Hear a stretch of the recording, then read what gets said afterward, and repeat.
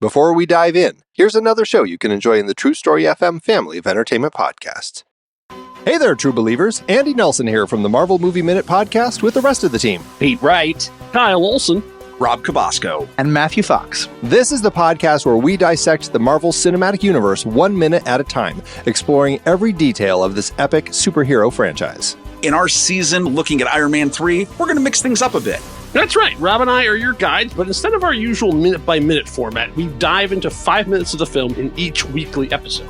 It's a totally new approach, but one that still allows us to explore all the depth and detail that makes these movies so special, even if Iron Man 3 isn't all that special. Hold on, that's where you're wrong. Extremist, Shane Black. Yeah, would you like to look at the Mandarin and Maya Hansen? Mm-hmm. So whether you're a die-hard Marvel fan or just love deep dives into movies, there's something for everyone on Marvel Movie Minute. Suit up and join us on this epic audio adventure.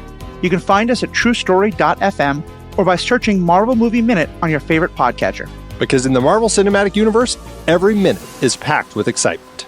Enough said.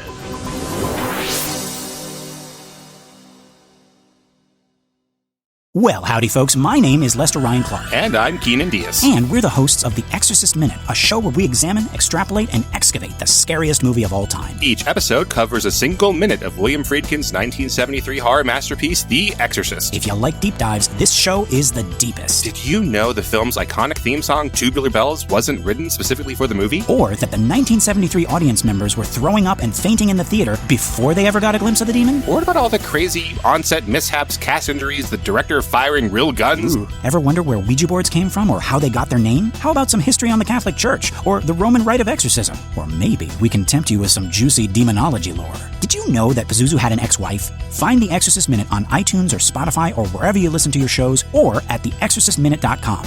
Until next time, folks, the power of The Exorcist compels you.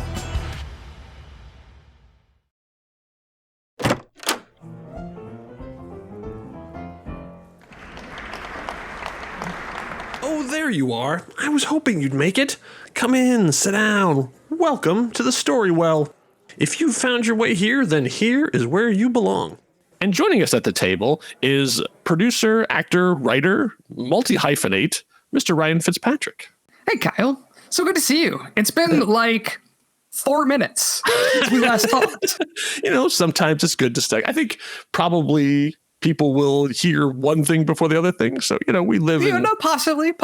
We live in the miasma of time. So who knows how things actually shake up. Time is all wibbly-wobbly, timey-wimey stuff anyways. Exactly. So you, before we started, you were talking a little bit about the challenge you've done. So like is it the NYC? Because I've done this as well. So tell a little bit about what this thing is. And thank you for adding writer at the end of it, because I am firmly a believer of a person who writes as a writer.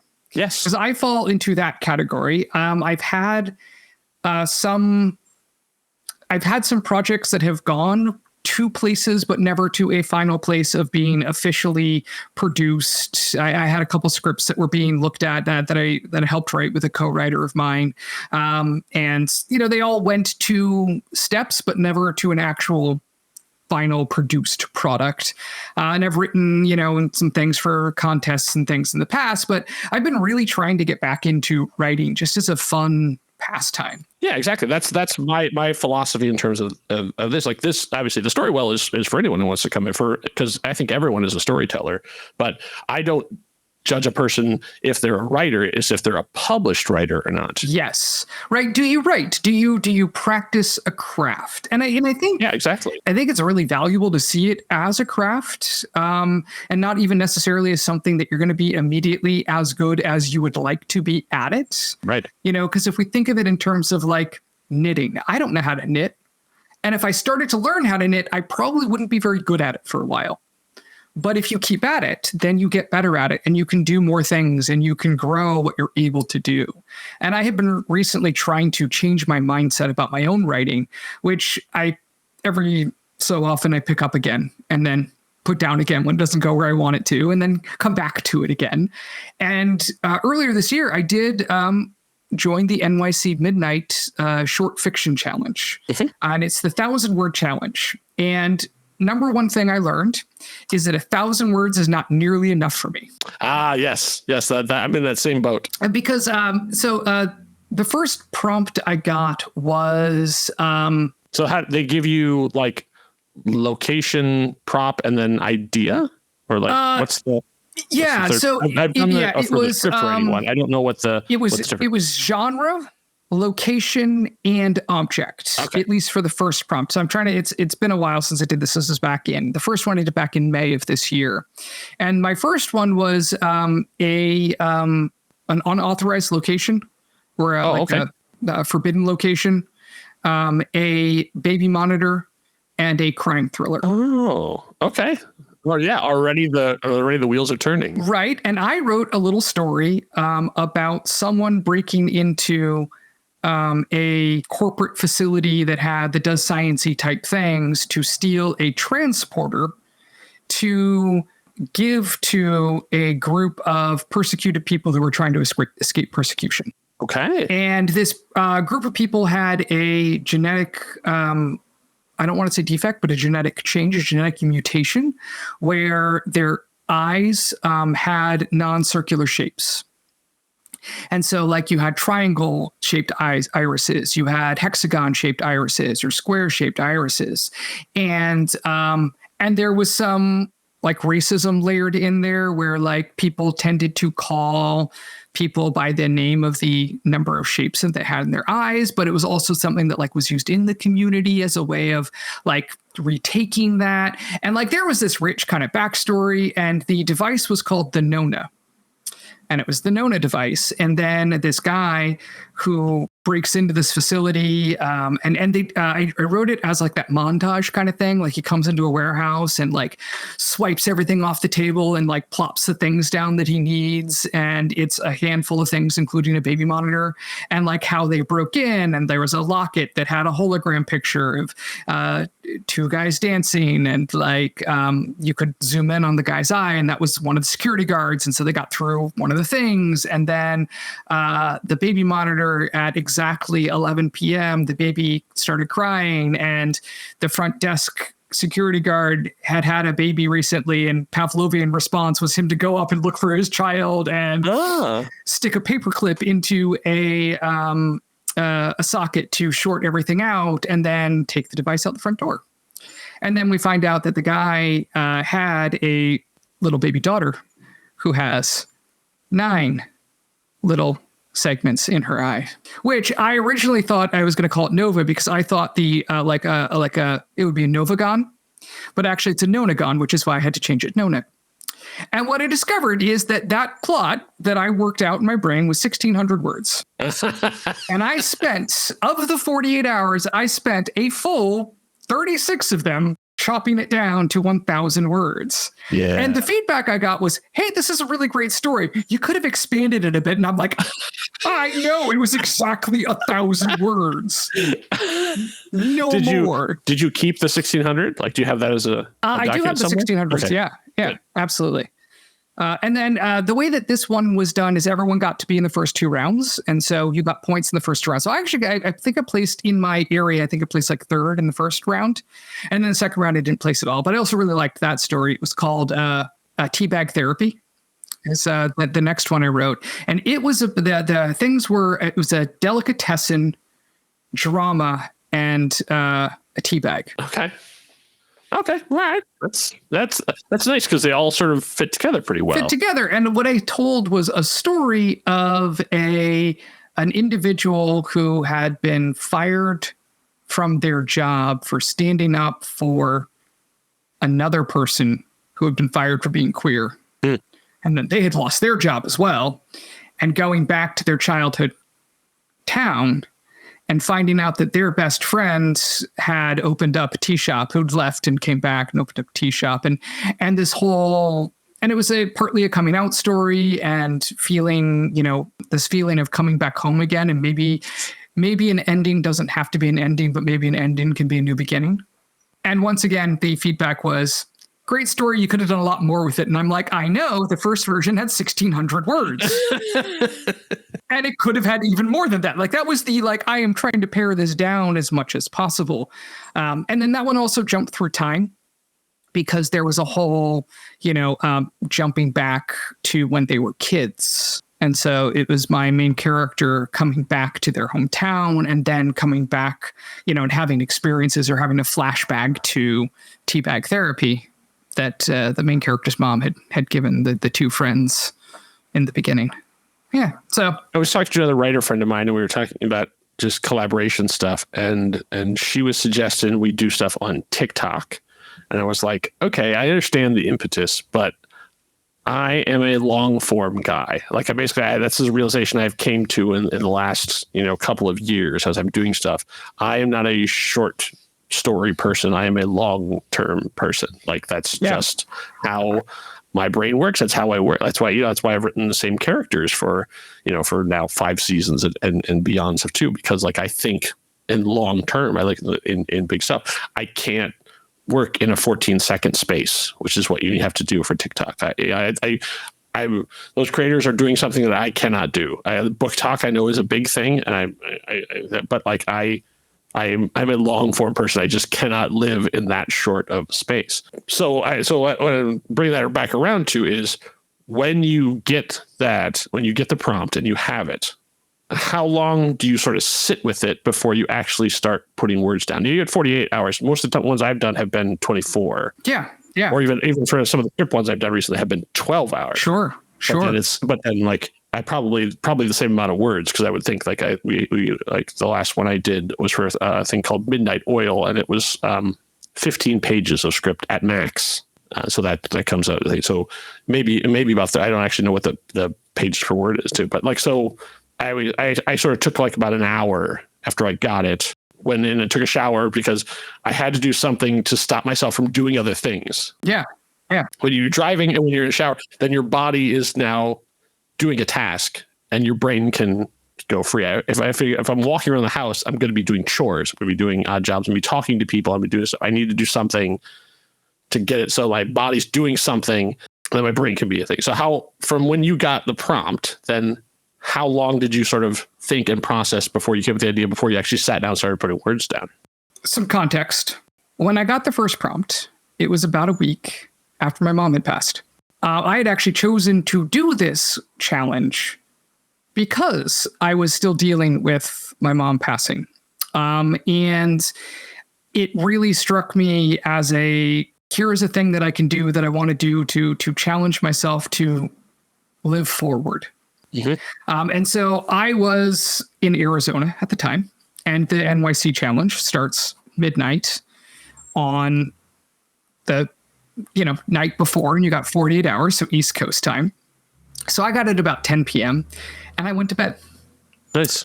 And I let my brain do its brainy thing, and churned on it for almost a full 24 hours. Wow. Because I flew home the next day, and it was on the plane on the second flight back to Maine that I pulled out my phone, and in my OneNote, I wrote out the first draft. It took that long for the pieces to kind of percolate. From the beginning, I knew what kind of story I wanted to write. Oh, and actually, here's the actual. I did it a little bit different. So it's a crime caper, a restricted area, and a baby monitor. And I had some notes, and I don't remember exactly when I took those, but almost immediately as I was churning, before I went to bed that first night, I came up with one man is desperate, the other is a thief. This is a story about men doing what they can from where they can to fight oppression. There should be some visual distinction between the two of them, some kind of mutation perhaps, or maybe that's a bit on the nose. Maybe eyes that blink in the iris, much like those elf eyes. In a story that I once read that I really like, this idea of like elf eyes being like, blinking in another direction, something mundane but unnerving. But I want this to be a story of defiance and strength and fear and standing up, and explicitly queer, but also challenging in that way. This story is that desperate men are stealing a piece of technology that they need in order to power a device that will get the persecuted people away to safety. They hire someone who can get them in. The price is all the components they need to power the device, though. So is it an even trade? I forgot that part of in the retelling of it. The guy who was getting them in demanded payment in terms of the fuel that they would need to run it, because they wanted to make sure that they actually had it.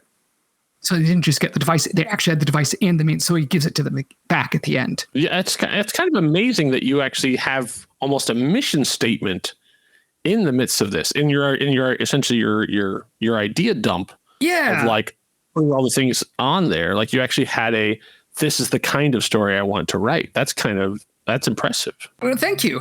And it's also really interesting because I think my writing leveled up for this from an offhand comment at Phoenix Fan Fusion last year. So Phoenix Fan Fusion happened all at the same time of all of this going on before I got the prompt. And as you were well aware, because this is how we met, I was a moderator at the Books and Authors panels.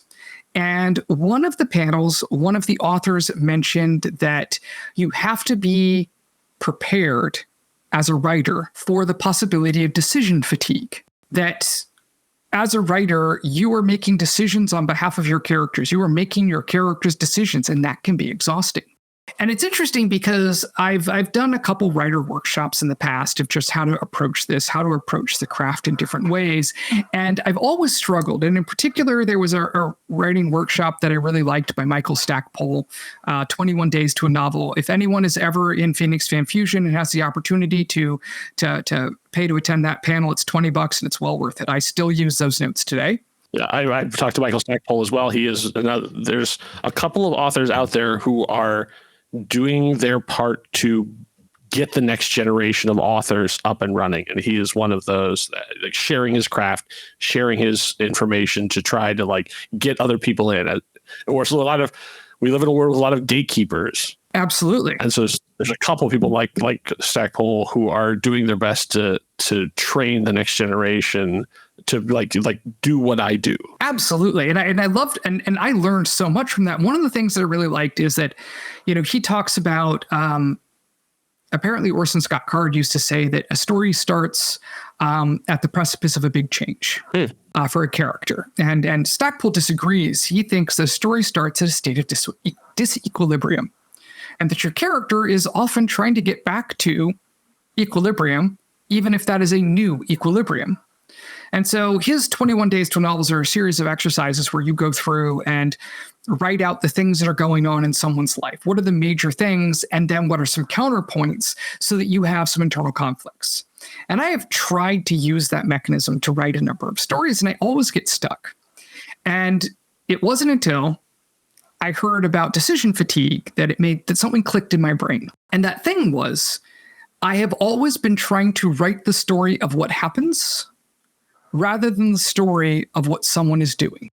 Oh. So I am very really interesting. good at seeing like I can build out a big picture of here's what I want to happen. Here's all these big picture things. But all right, but take a character and put them somewhere. And what it is, why are they choosing to do the thing that they do? Because even if your choice is a default, you're still choosing.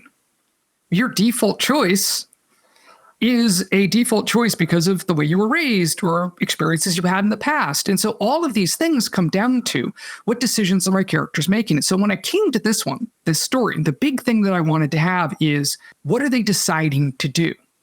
And so for me, the big idea here was these are people. It's not that there's no big picture. It's not that there's no framework for what's going on. Obviously there is. But what it is that they are choosing to steal something to get them to the people they care about, their persecuted group, to safety.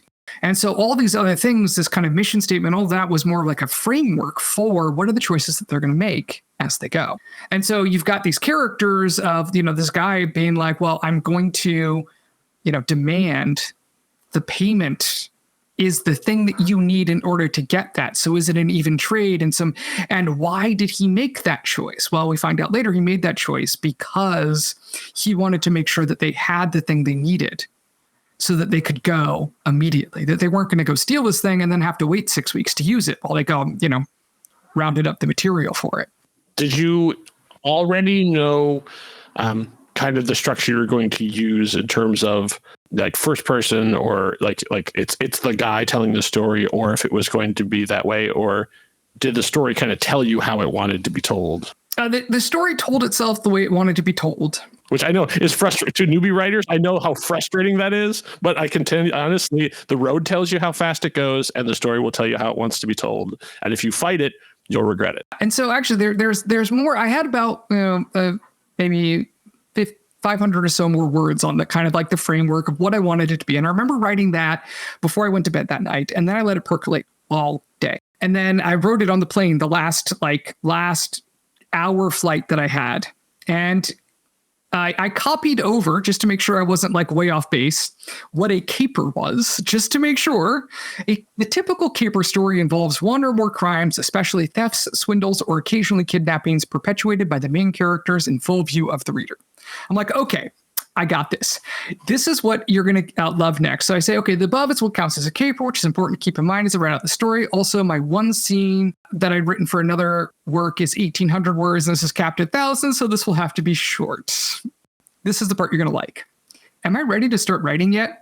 What I'm thinking is that the character arc per se won't be an arc in terms of growth, but rather an arc in terms of more being revealed about them.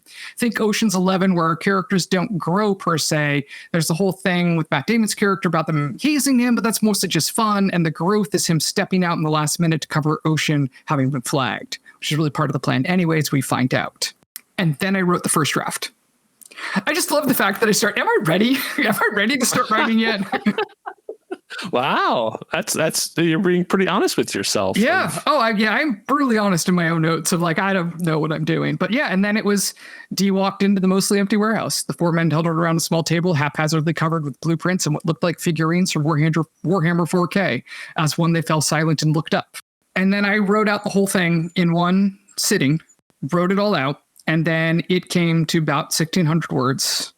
And then the rest was draft 2 through 4. It took me 3 additional drafts to narrow it down. Killing your darlings. You were the whole time. Like, that's gotta get like, oh, I love that piece of description. Oh, that little bit of world building. It's gotta go. Yeah. And the idea of telling, I actually didn't know how I was going to tell the caper part until I got there. Like you talked in a previous conversation that you and I had when we were dealing with Swashbuckling Origins, which you should be a Patreon and check out. That's right. Yeah. Become a member over TrueStory.fm/join. Yes. That you only solve problems when you have to.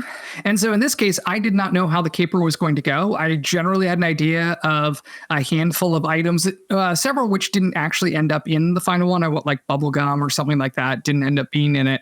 But it wasn't until I got to the first part where my main character, Dee, is telling the other people what his plan was.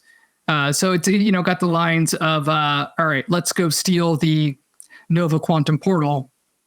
How?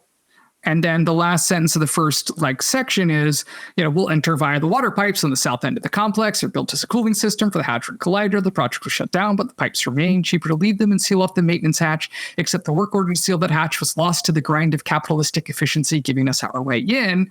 And then I have a timestamp, 10:58 p.m. And so then that was how I decided to do it was, okay, well, he's going to tell them what they're going to do. And like your good visual capers where, you tell them the plan, then you do the plan.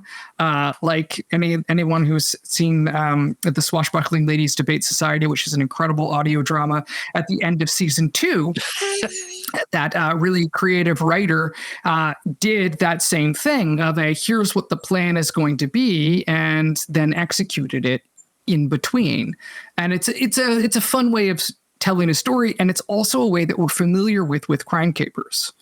And so just balancing that out, that was fun. And so but I didn't know I was going to do that until then. But what it allowed me to do was have exposition. It allowed me to have a voiceover in writing, because at every timestamp I had after that, some italics of him telling the next part of the plan, or enough of it that we could then have the context for what was happening. I think that is a great way of keeping the audience with you, though. Because you're having the reader come along, as opposed to a lot of stuff you read is almost keeping them out. Yeah. So having that as sort of like your guide was nice, because then you're holding by the hand and like watching a foreign film in a language you don't understand, you're whispering in their ear, "Oh, this is actually the thing where oh, okay, great," and then they're along with it, so they're keeping up with it without being too handholdy. Absolutely, it's a nice device. Yeah, it was fun. It was fun. Yeah, I did it was a script writing challenge. So you only, I think it was only 5 pages of a script you had to write. Okay. And so the same prompt, and the prompt I got was adventure, I guess the genre, like an adventure story. The item was a banana, and the location was a sewage treatment plant. Okay. So of course, I mean, you put those together, and there's only. It was really obvious to me. I don't know why it wasn't obvious to everybody else. Is that you tell the incredibly adventurous true stories of Betty Crocker and putting together her first cookbook. So I wrote a 5-page, like the first 5 pages of essentially like Betty Crocker Tomb Raider, like the ideas and like I did all this because what I found out is that bananas are radioactive. Oh yeah, that's right. Mm-hmm. So I had a whole thing of like, this is like her tracking down the lost banana bread recipe in a sewage treatment plant in Jersey because it's there because that is the only place they could hide from the radiation because no one is scanning there. I think it was a whole thing, and it was this adventurous thing of she's tracking down like an evil chef and that kind of stuff. And I wrote it, and I was pleased with it because I was very I knew.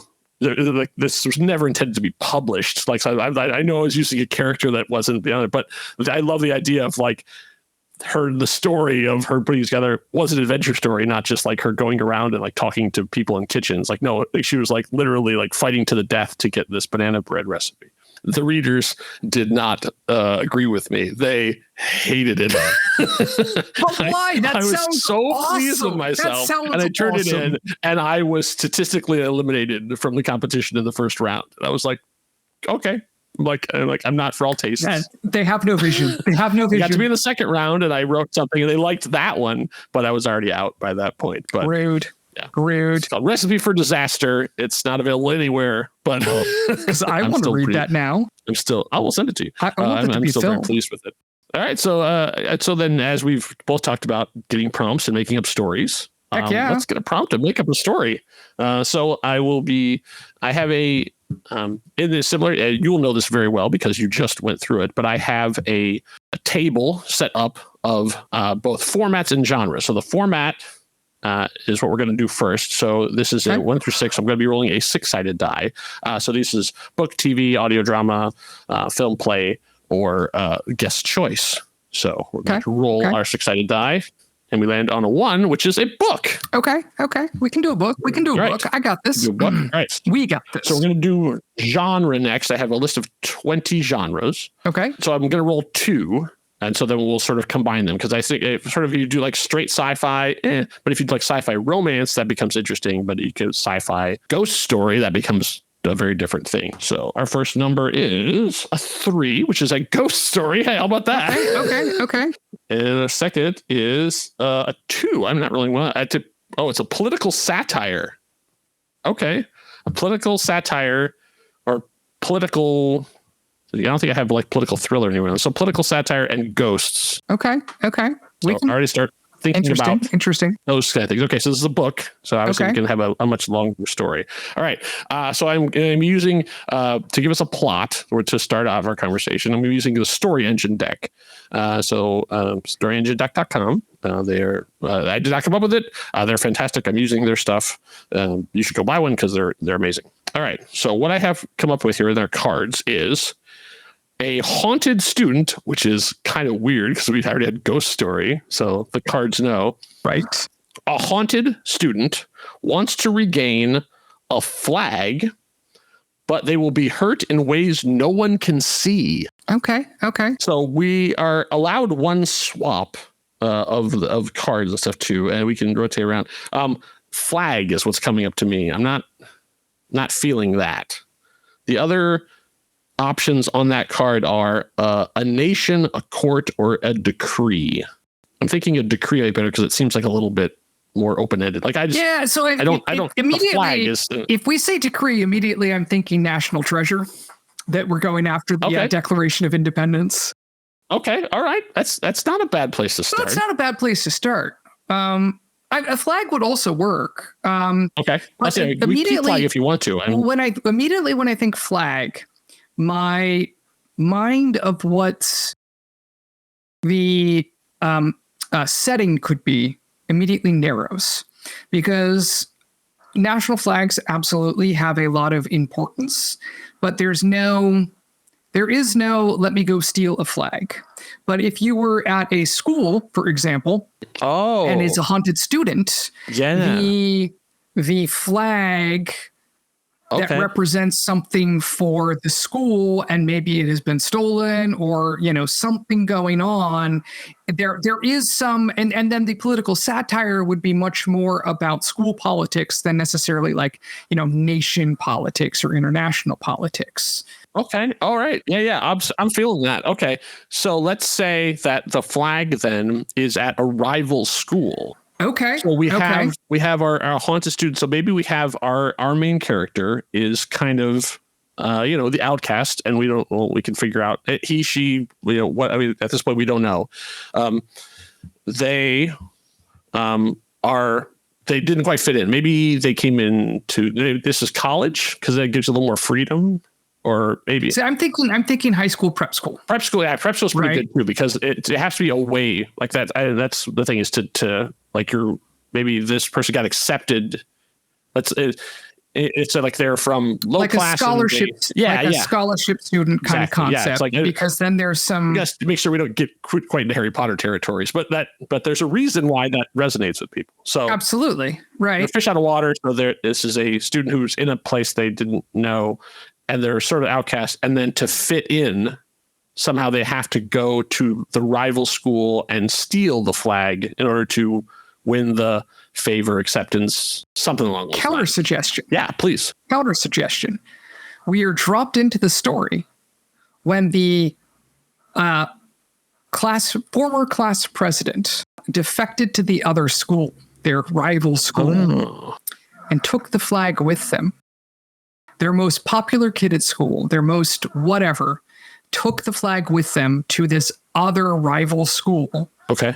And at the same time, and maybe we could actually even go with a student swap. Oh, interesting. Right? Like maybe the rival schools have had some historic problems around infighting getting too big, and someone has the bright idea to exchange students for a semester. And then it doesn't necessarily have to be a scholarship student, but rather just a fish out of water. And then it was the former president, and maybe I just spoiled it. Maybe it was a really popular kid at school, and the flag went missing too. Yeah. And everyone thinks it's the new kid who stole it. Yeah, there's a couple of different ways. When you first were talking about the student coming over to the school, I thought, oh, that's interesting, of having the sort of as the rising star, it was almost that they stole away this person, they took them, and that was a big coup essentially to bring over this A+ student to their this school. I'd be interested, and then having this new student coming as a new, maybe this person comes in as they're a junior, and a freshman coming in, and so then there's that thing of they're both fish out of waters, but one is immediately of a higher status than the other. Because I like that idea, because then it could be about some competition too. The other way, and all this, actually that's a book, so we have a lot of more time. The other thing I thought is, the whole exchange thing that could be happening, and they could be like the popular kids or whatever, who the ones he's trying to fit in with, however we want to define that. Once again, we haven't figured out. This could be an all girls school too. The whole other level of social dynamics, that they are using him as a spy. Yeah. So you have you're talking about the semester, like it's the second semester this happens, and so they're like, while you're over there, here's what your mission is. Interesting. And maybe the mission is to steal the flag. Like maybe that is what they want to do as sort of a humiliation thing. But maybe this person finds acceptance in this other school that they are not finding in the original one. And suddenly you have this spy betrayal taken in by the rival side feeling. And I definitely like there's immediately some possible tensions there, particularly as we don't necessarily know where our main, and actually we could follow both characters. Yes. That would be really interesting. Like not having it be just that one character point of view, but rather I like the idea of both of them being fish out of water.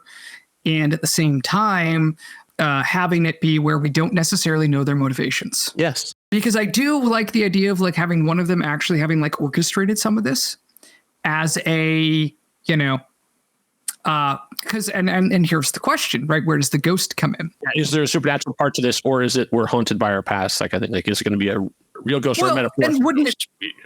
I mean, ¿por qué no los dos? Why not both? Right? Both is good. You know, both is good, right? Both is good. Because the issue is like, what if we find out? So I'm jumping all the way to the end. That's fine. What if we find out that the ghost is the ancestor of one of the two kids? Okay. Who was humiliated by losing whatever the intercollegiate competition was. Yeah. And feeling like, and obviously with a ghost and a kid, there has to be some kind of tragedy involved. Sure. I'm not a huge fan of going out the unaliving themselves version of things, and maybe we. Yeah.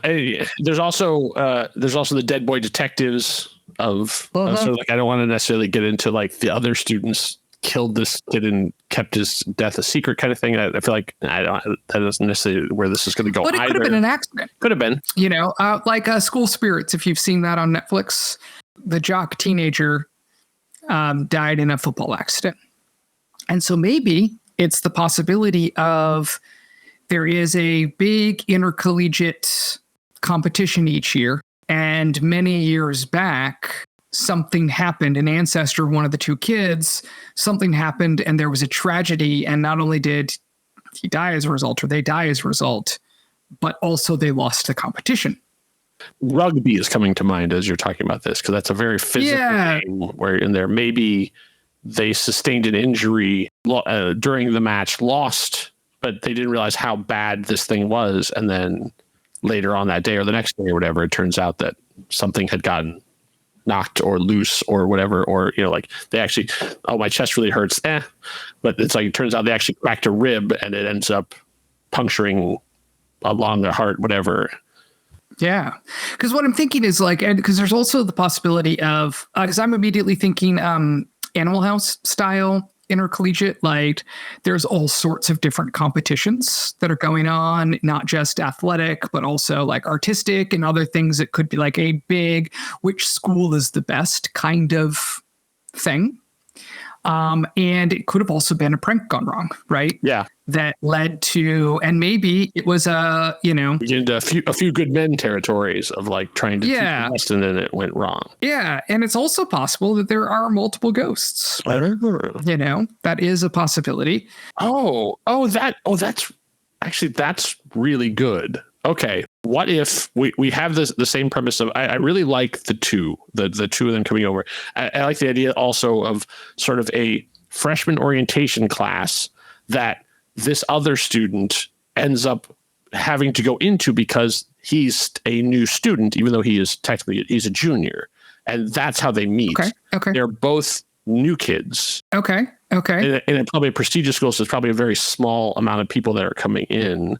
And so they end up getting partnered together, and that's how they sort of meet. So pin that. And then when he goes over, maybe the people that take him in at the other school are the ghosts. Okay. So that this kid it turns out is a medium, did not know it, but goes to this school, probably older school, and it has a contingent of, like, there's a class essentially of students who have died over the course of the 100 years this place has been in operation, and they find out that he can communicate with them. So you have a little bit of that, like the BBC ghosts are now the one on CBS, of like this kid can see that, and now they are the ones who end up taking him in, and like he feels actually welcome in a way that he's being used by the people that he met at this school that he went to, sent over as a spy, finds acceptance by the dead. Interesting. There's some things we can do there. Yeah. So where does that take The only you? hesitation I have about a classroom is literally that's basically what School Spirit did, is this idea of like a dead support group, but it is for but that is a little different. But and I also don't necessarily want to get into specifically how an entire classroom full of students died. No, I was thinking like they keep adding them.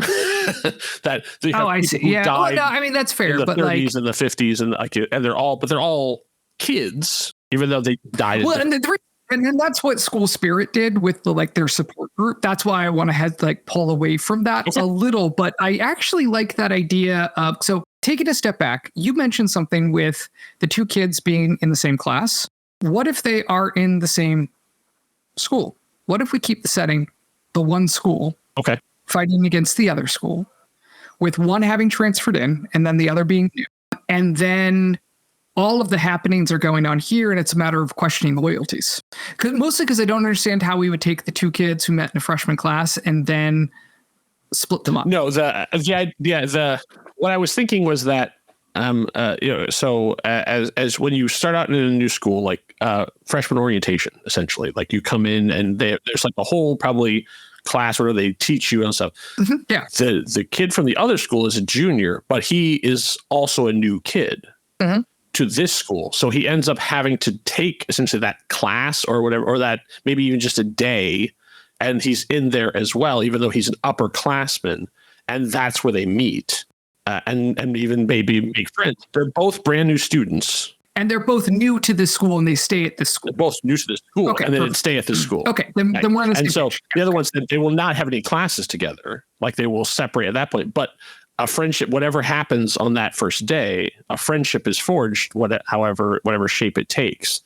And then maybe because this other kid is coming in as star athlete, star mathlete, star whatever, like he is coming in with a lot of heat already. Just watching third season of Ted Lasso again, he's Zava, so he's like a big deal coming into this thing. So he already has a lot of prestige and stuff coming along with it. Everybody knows who he is, and nobody knows who the new kid is. But now kind of has a sidekick. And I like the idea of following, at least for the first part, the younger kid. Right. And introducing a ghost to the younger kid first. And the reason is that I'm seeing some ideas of a story being where the older kid who had agreed to a transfer because they've been seeing ghosts already, and the ghost of their ancestor pressured them into doing this. I was thinking the same thing. For the sake of like regaining family honor or whatever, and sabotaging something. Yes. Right. I absolutely love that, because the idea of living up to your family expectations when your dead great-great-grandfather is right there. Absolutely. Telling you you're not living up to your potential and your expectations. It's not enough that you have the voice of your parents in your head. There's literally someone that no one else can see yelling in your ear that you're not good enough, that you're not doing the right thing. Yes. That's really good. And I think it would be interesting to, because, again, apparently I'm not able to write stories without mission statements, apparently, because I think it'd be interesting go for it. To tackle generational trauma. Yeah. Right? What is the trauma that we pass down?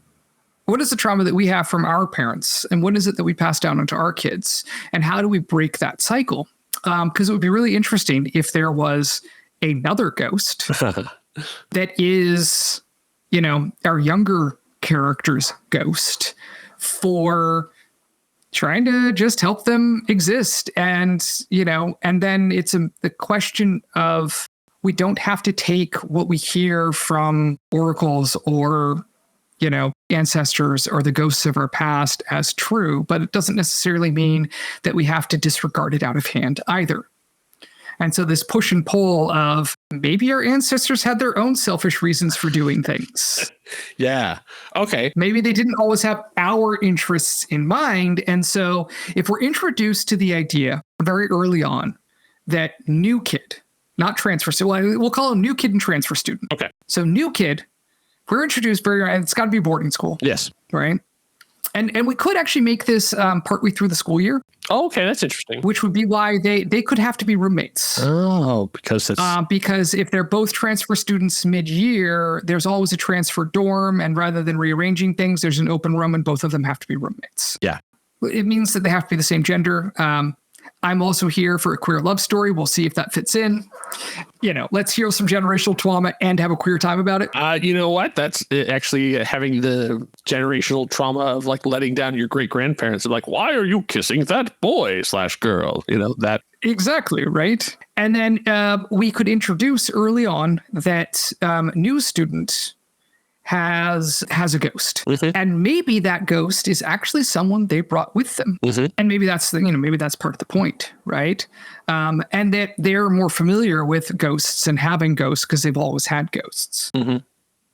It would be interesting to have this person be a supportive figure. So, like when we meet new students, like we start out, that's first person we meet. And obviously they must be academically gifted or physically gifted in order to get to this thing. So I see them as being from less of the same societal standings. So like their parents are not as well to do or something. So something has, they've gotten this thing that's sort of outside of what their normal opportunities are. And then when we meet new students, they have a ghost that's with them that is supportive of all this stuff. Maybe not helping them cheat on tests, supportive, but reaffirming and it's the kindergarten teacher that always is just like, you did it. Like that sort of like a supportive voice in their head, as opposed to a haunting kind of, a benevolent spirit, as where I don't know where that goes exactly. But then it would be interesting then as we meet transfer student that we don't find out about their ghost until much later. Like that's like our end of Act 1 is like they thought they were just a little bit off, but it turns out no, that's something that they share. Yeah. You see ghosts too? Like that sort of feel. Right. Or may have actually seen things happening and assumed it was their ghost and not the other ghost. Yeah. And like there could be some fun scenes that are written from a perspective of it's really good. Both of them assuming that their ghost had been the one doing something and trying to cover it up. Yeah. Oh, I bumped that with my shoulder. Oh, no, that was me. Don't worry about it. Yeah. Oh, this is really good because having the spirits be the voice in their head. Oh man, like the well, and only corporeal at certain times. Yeah, right? Yeah. I'm just thinking, the metaphor of absolutely the things you take with you, what you carry with you, what haunts you. Yeah, as like a literal. And my immediate thought was like an older sibling who had passed. Oh, that's good. Accident. Yeah. So I'm like, parents too much. Yeah. And the teacher seems too nebulous, but an older sibling. Yeah, that's really good. And now, and they're now the same age. Oh, as their older sibling was. Yeah. Okay. Like the next birthday, they'll be older than their older sibling ever got to be. Oh, another twist. Yeah. The new student does not come from a wealthy family directly, but indirectly. Yeah. Grandparent or something set up a trust for the kid to go to this school. Oh, okay. Older sibling had gone to the school. Something had happened. Yeah. So there could actually be a mystery to unfurl. Yeah. And maybe that's why new student went, is to figure out what happened to their older sibling at this school. They don't want to go to this because they know this is the place where their favorite person in the world went and died. Yeah. And there's the whole question of just like, They wanted to go to figure out how they died. I don't know. Sometimes 15-year-olds die. What are you going to do? Yeah. It's sort of like, there's got to be a lot more to this. Oh, so yeah. So there's our mystery. There's a mystery that they're trying to solve. Yeah. Meanwhile, everyone's like, our flag is gone. And they're like, yeah, but my older sibling died. Yeah, and but like, someone here covered up a murder. Yeah, exactly. And trying to figure it out and trying to figure out what's going on. And that's very school spirit, but that's okay. Like, you can't have a ghost in a student without there being some kind of mystery. There's a reason the ghost has to hang on. Usually the ghosts don't like die peacefully in their sleep when they're 90. It's... And maybe the parents didn't want new student to go there. And that's why it's a mid-year transfer, because it took them time and whatever to finagle or to convince their parents to let them go. Yeah. because they had lost their first kid to the school. Yeah, that'd be interesting if the parents don't want new student to go there, but the parents of transfer student really wanted them to go there and they didn't get in. Oh, okay. But then they excelled at the other place. So you have two of them who are living together, one who really wants to be there and the other one who doesn't. Who doesn't. And the prestigious versus good school, right? The school with the name versus the school with the school with the name versus the school with the actual. Yeah. And so maybe the stealing of the flag ends up being something that transfer student comes up with to help new student get over with the rest of the cool kids. Or we can have them go back to the other school and call it a day. We don't have to. That's the thing, right? Like, it always, screw Hogwarts. Yeah. Right. Like, why do we have to stay there? Right. Why do we have to stay in the institutional structure that we've been told that we always want? Right. And maybe the better place was the other one. And yeah, I like that idea of transfer student having not gotten into the school that their family had been in forever, and always dodging questions of why they went somewhere else first, and why didn't they get let in, and maybe we don't know, or maybe we find out that they didn't want to go to this school, but they were forced to, and that the voice of their dead grandfather or whatever is in their head forever and ever and ever. Okay, so let's dig in on characters then. Let's talk a little bit. We still need to figure out the flag, but we'll come back to that. Yeah, I'm not worried about that at this point. So how you see? So you're seeing it's also not political satire yet, so we need to come up with that as well. But I think when you get into the politics of school and popularity, I think that covered. And the ideas are only useful until they're not, and then they just throw it away. So the flag might end up not just being like one thing that happens over the course of the thing. Not because no one's grading this, right? Right, exactly. Yeah, we're just trying to get something that looks good, and then hopefully will inspire someone to actually go out and write this. And maybe that person is you. Okay, so yeah, I like all that stuff. Okay, so do you see? So they're the same. So they're going to be both boys or both girls. And your team. I am most comfortable writing boys because I have a boy experience. Yeah, I would say the same. All right, so I think that, and also that lends to boarding school a lot better in my head. Maybe that's just from all the stories. I read a whole article on, there is actually a medical thing for the syndrome you get when you go to boarding school. Like there is literally it is literally classified as a trauma for a lot of people, being at a young age, being torn away from your parents for half of the year and having almost no contact with them. There's it's a bigger thing in England that they're now finding that there's some real deep set emotional scars that these prestigious people have from at a very formative time of their life, being separated from them and sent to a place where no one wants them. That they're set up. They're basically they're taken from the comfortable thing and sent to Lord of the Flies. Yeah, and they just be around other people who also were discarded by their parents and wanted to do it. There's a reason that there's these stories come up, because there actually is something to it. And I don't know if I ever mentioned this to you. I was a day student in a boarding school for my middle school and high school career. And how do you look at how you look back on it now? So it was a religious school to begin with. So there was definitely issues around that per se. But mostly I remember being grateful that I wasn't a boarding student, because I saw my friends struggle a lot more than I did on that front.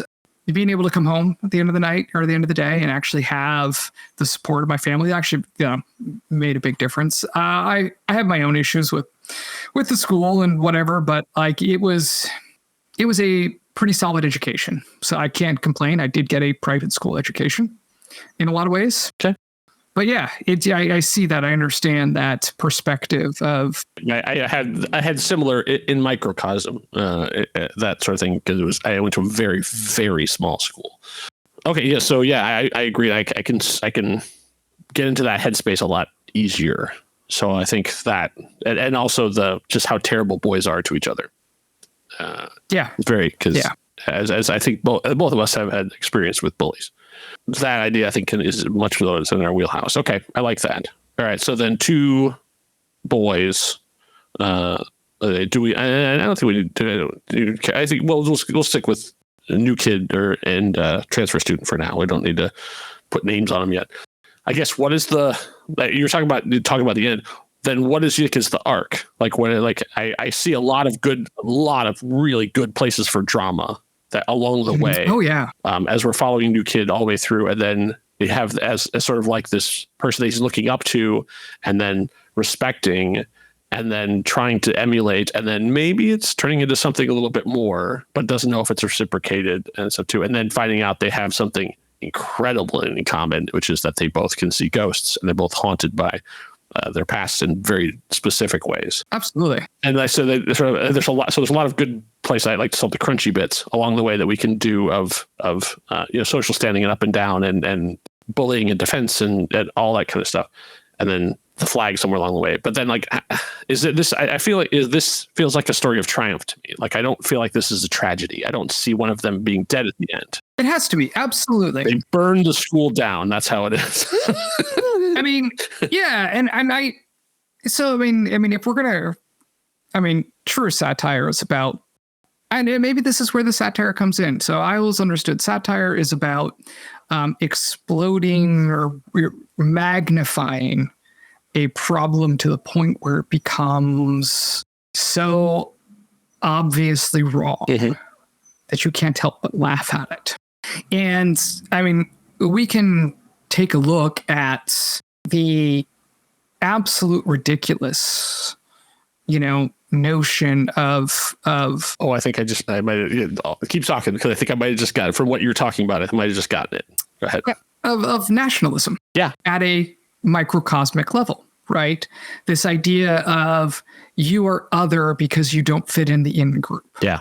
Right. Which is something we're common. We understand with the concept of cliques, but how can we amplify that? And I think I still like the idea of some kind of intercollegiate, competition, right?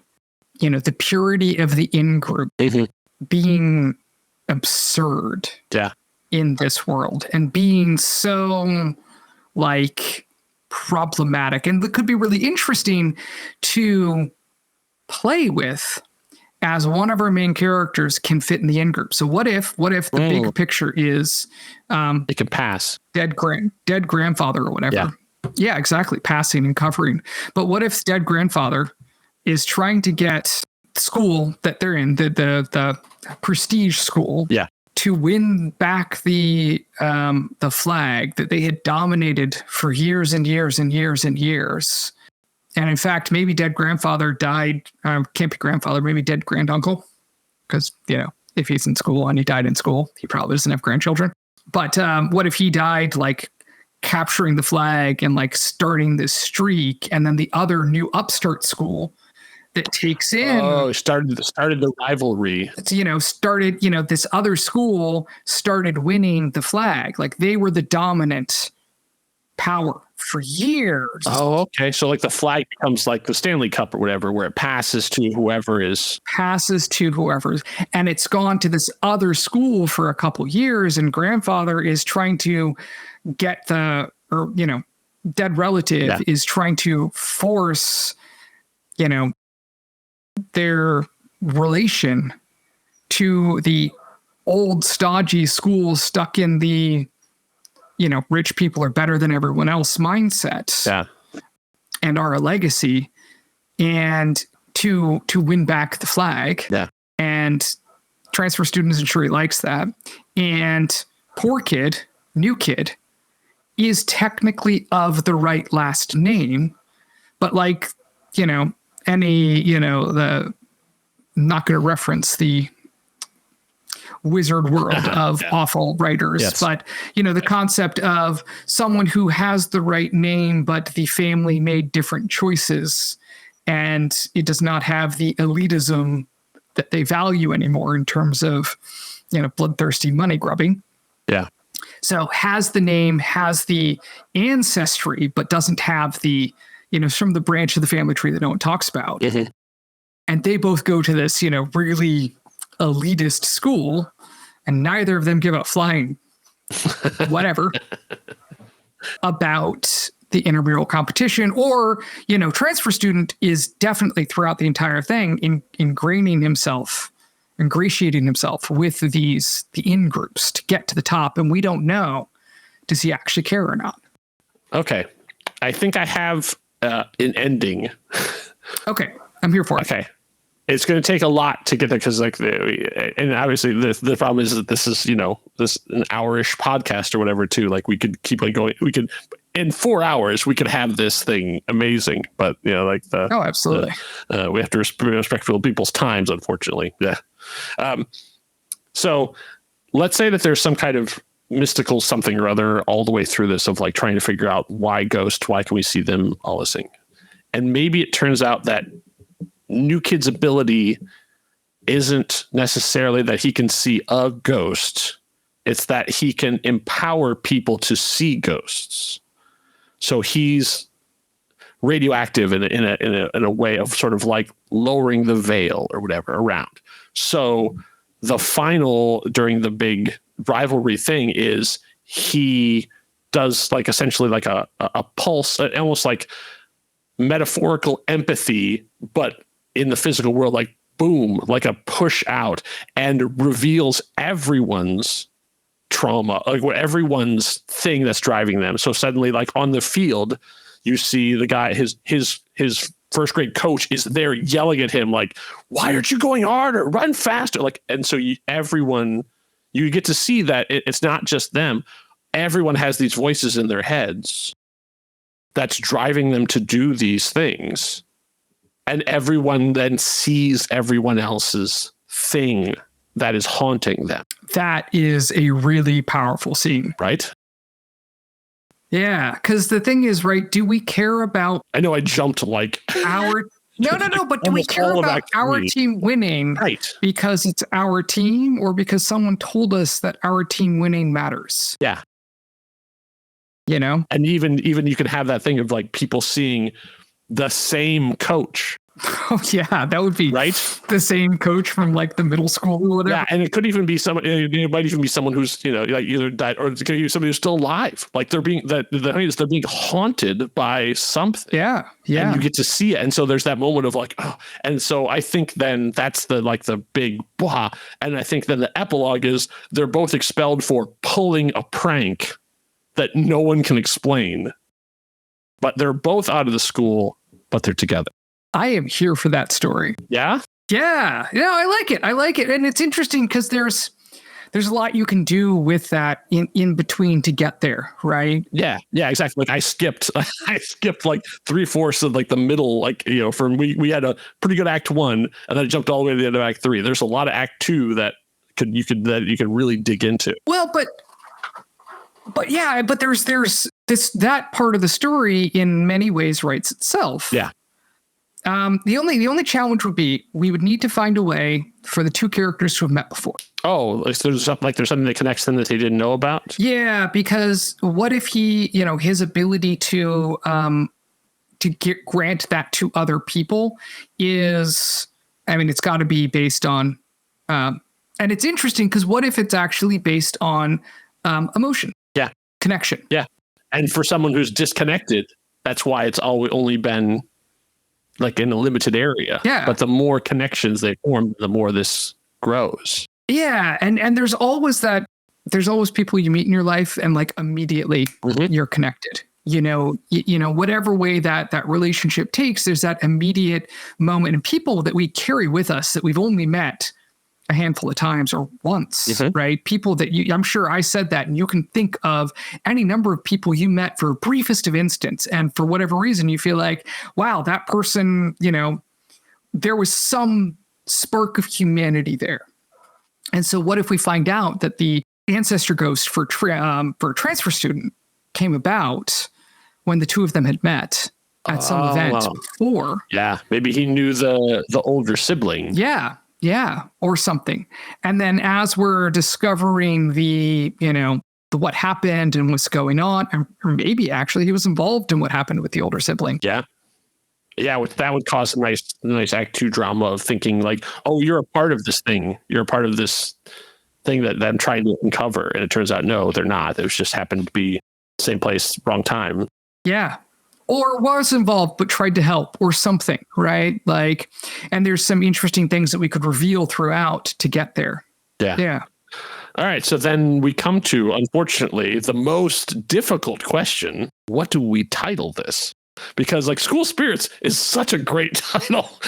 Already has been used. Oh, yeah.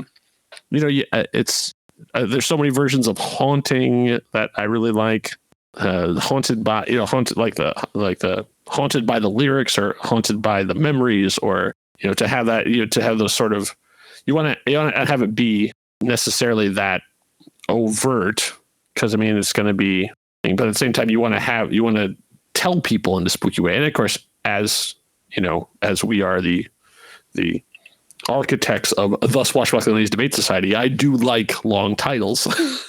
So I actually don't like one word titles. I find them limiting. And everybody's trying to get real estate on the one word titles. You could just have like Lost or whatever on your thing. But I would rather have, Miss Peregrine's School for the whatever. Yeah. So what immediately comes to mind is, what if there was a stodgy old anthem to the school? Oh, okay. And that's the matter of school pride and carrying it on into the world. And it's either a line from that or the title of the anthem. Okay. That's not bad. Or even something like the anthems we sing. Mm-hmm. Or actually just the anthem we sing. Oh, the anthem we sing. Right? Could be that is absolutely a line that you would see in an anthem song. Yeah. This anthem we sing, blah, blah, blah. Or we all know the words. Oh. That's not bad. We all know the words. Yeah.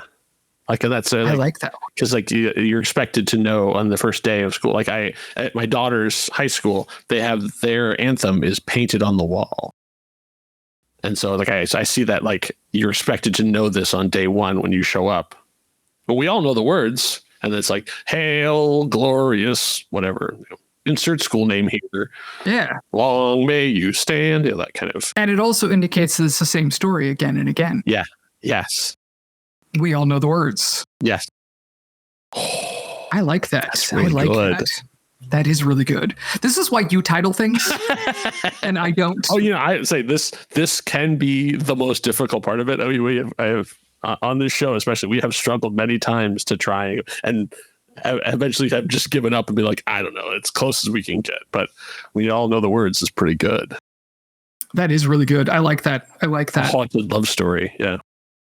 Yeah. I like that. All right. So I desperately want to read this book now. So I kind of want to write it. So we'll see. Okay, I say it. So yeah. I can say it. So I say with joy and with a heavy heart, listeners, the idea is now yours. We are releasing We All Know the Words out into the wild. It is now released under Creative Commons Attribution. We take it. Like if you see something, you hear something you like, a little piece of it, even you want to go at it, the story is all yours. Take it wherever you want to go. Write your book, make your novel, make your movie, make your podcast, whatever it is, whatever inspires you. All we ask is that you let us know what it is. So link it back to us. You put it up on AO3, put it up on your blog, put it up anywhere. Just link it back so that we can see that you've done something with it. We're trying to add some good to the world, and we just want to know if what we put out, if it ever comes back to us. So that also means that my special guest, Mr. Ryan FitzPatrick, the story is also yours as much as you want it to be. So if you're inspired, you are more than invited. You're encouraged to take it and make something of it. And I will not even make you do it in under 1,000.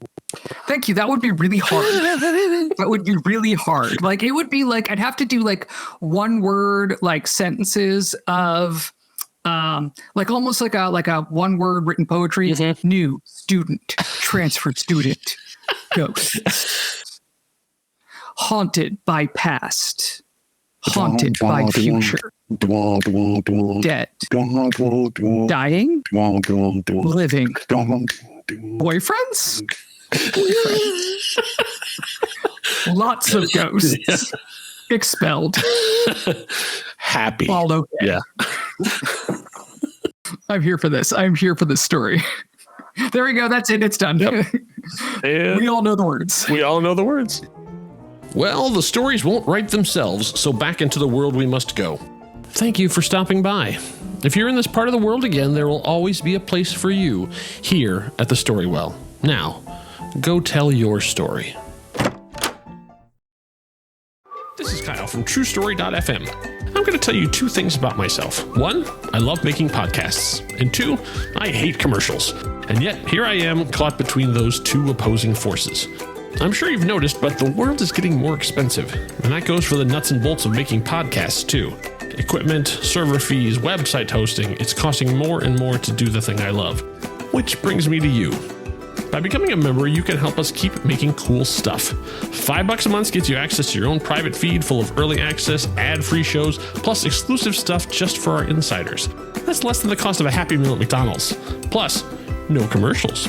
I don't want to be saying this any more than you want to be hearing it, so a quick way to shut me up would be to clickety-clack those keys over to truestory.fm/join and find out how you can help us out. Now, go do something nice for yourself.